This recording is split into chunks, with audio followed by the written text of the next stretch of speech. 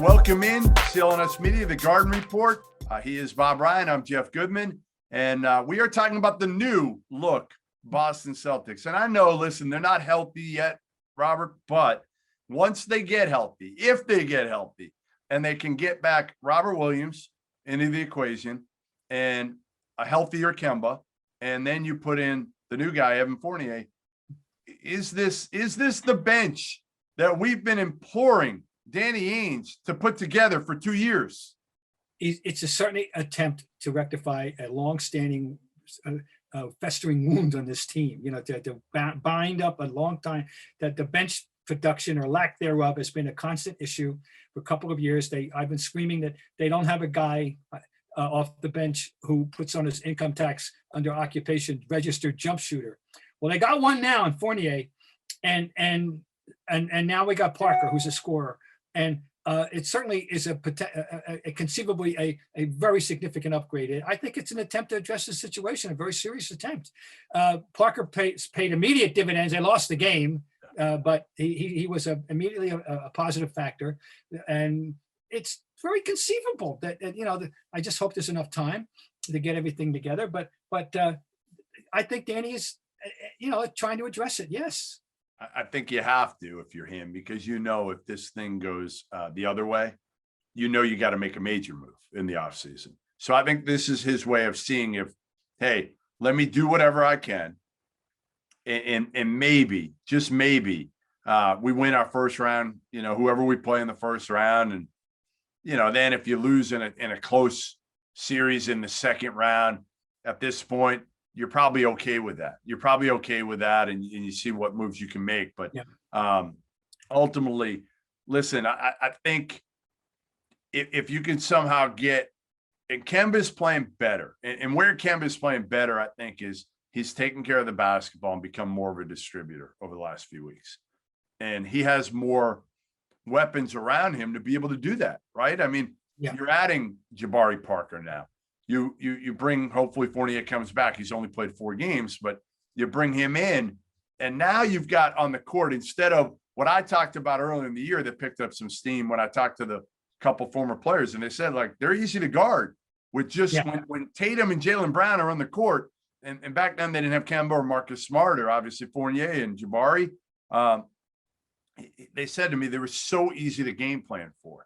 And now I think Danny Ainge is realizing, okay, I got to have more offensive guys on the court for Brad Stevens so that it can't be just about Tatum and Jaylen every time down the court. Now, the other night, part of the problem was without Kemba playing, it kind of became that a little bit down the stretch. Tatum wasn't making his shots, and it just kind of became a one-on-one game at that point, and they ended up losing to Chicago. But for the most part, I think Kemba's been a big difference maker in terms of being more of a true point guard. Yeah. Now, speaking of Parker, for me, he was out of sight, out of mind for a long time. This one hit me. I mean, the old phrase "out of nowhere." This is truly out of nowhere, for me. So I don't know. Had he been anywhere in your consciousness the last 2 years? No, I mean, again, he had kind of been cast away a little bit, and it's funny, as the 3 names that were on the AU circuit years ago together in that year were Jabari Parker, Julius Randle, and Andrew Wiggins. Those 3 were Wiggins reclassified. So I think he was younger that year, but then he reclassed up. But those were the 3 names that were the 3 best players.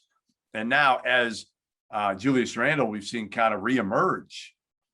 Jabari Parker just was out of sight, out of mind, like you said. And now he's back in a role, and the dude can score. He can just flat out score. He's not going to give you much in the defensive end.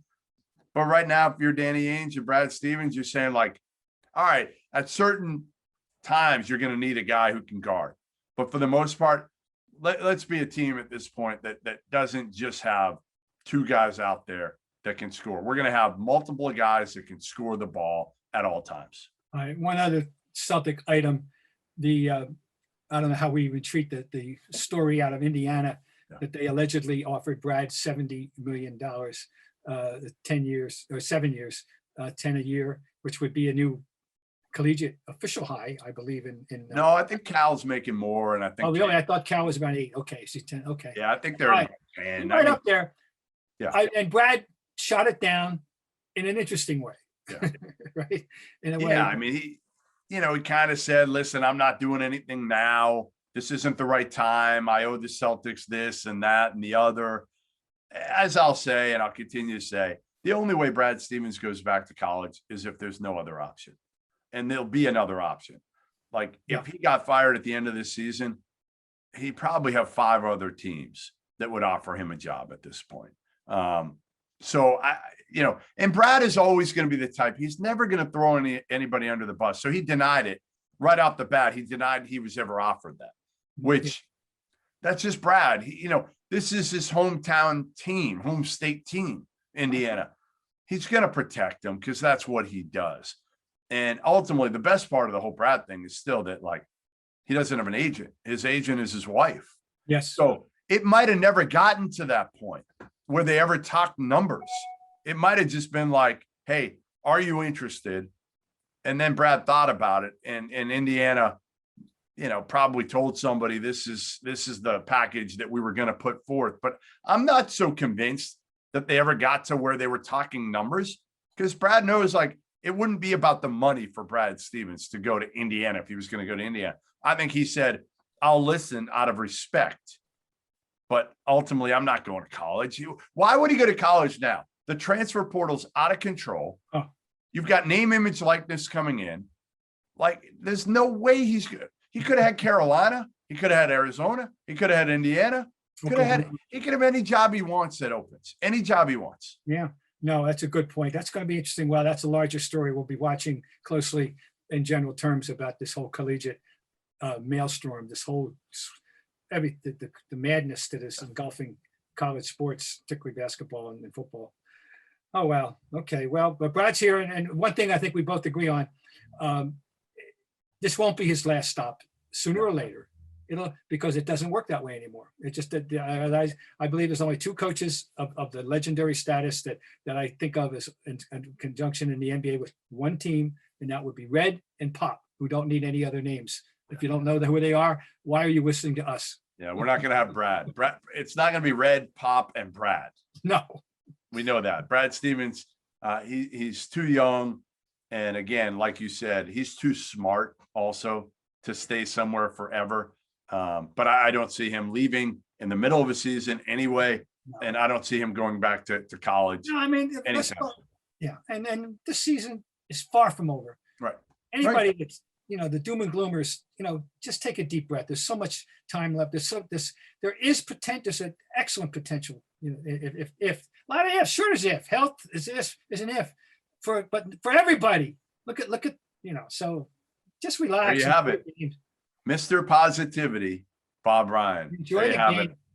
CLNS Media, The Garden Report. We'll see you next week.